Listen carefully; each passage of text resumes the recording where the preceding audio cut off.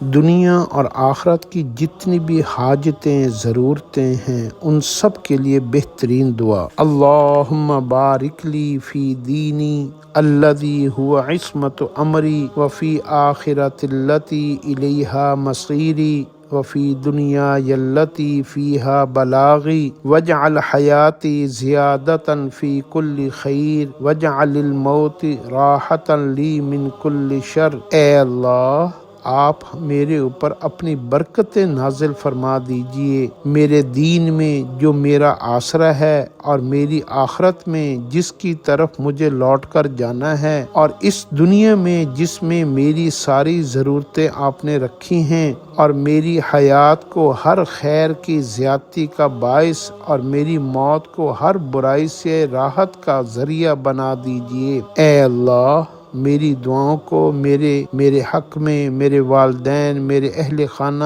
اور پوری امت حق میں قبول فرما لیجیے، آمین یا رب العالمین۔